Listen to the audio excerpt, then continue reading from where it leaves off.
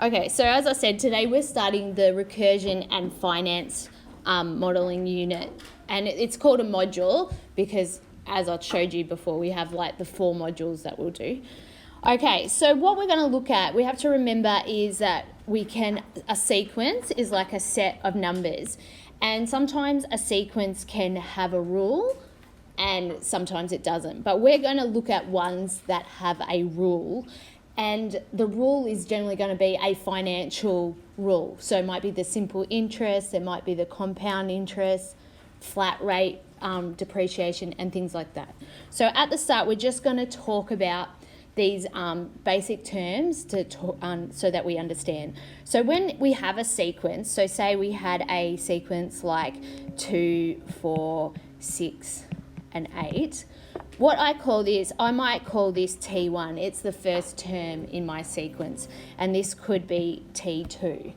Okay, so if you have a look here, what am I doing? I'm actually just adding 2 onto each term.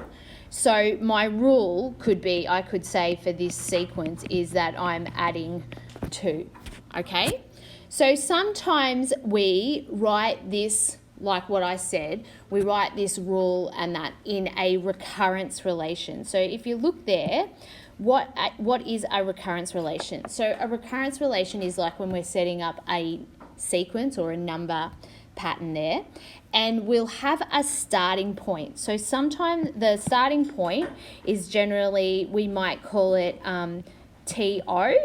So we started, or say sometimes we call it VO, because sometimes when we're talking about financial things, it's often value.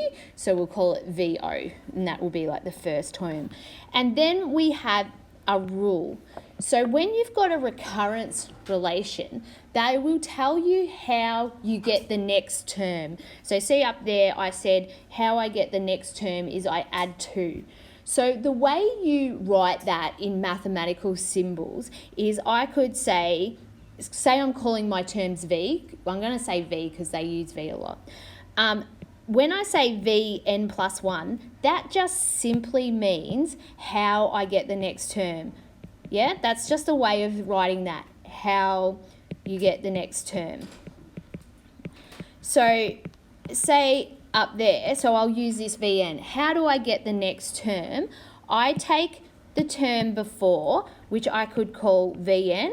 Yeah, so say I was at 2, and then I add 2, and there's the rule. So this is called a recurrence relation. And I might say, and often you say where you started at as well. So I might say VO is at 2. So I know, how do I get the next one? I take the one before, which is 2, add 2 is 4. Take the one before, 4, add 2 is 6, okay? So that's all that is, and we're just saying that's the language they'll see. If you are asked for a recurrence relation, so just remember here, if you ask for a recurrence relation, you'll have to state the original term, the starting term, and then you'll have to state a rule, okay? And your rule will have, Vn in there because you've got to use the term. All right, so go and have a look. So here is a sequence is generated by the recurrence relation. So why are we calling this a recurrence relation? See how we've got VO and then we've got the rule of how to get the next term. Okay, so they've done that. So how do I get the next term is here. So let's write out in words what this rule actually means. You're timesing it, you'd multiply it by 0.5, which is, halving it, and then you subtract 9. That's what that rule is saying, okay? So you can see how I would, if I start at 300, I would, to get the next one, so to get V1, I would times 300 by 0.5. What would that be? 150? Yeah? Does that make sense? So I go 0.5 times 300 minus 9. So what would that be? 141. Okay, so that's how I could get it. Now, if I went to get V2, I would take the term before. So I'd go 0.5 times 141 minus 9. And you get 61.5. Okay? So does that make sense? That's just how we're getting the next term.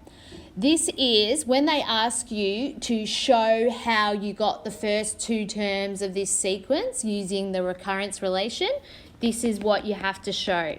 You just have to show literally those steps like that. But we can do them on our calculator.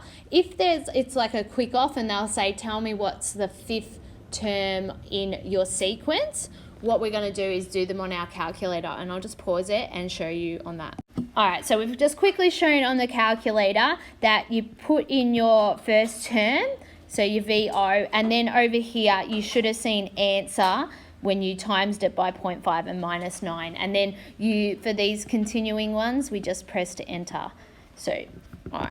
Okay, so here's some exam questions. So I'll often try to put some exam questions in so that you are aware. Okay, so here's in this exam number question 17, this one here. Okay, so let's do this exam question. So you can see they've told me that this is a recurrence relation, and that makes sense because they've given me an AO, the original, and then can you see they've given me an n+1 rule.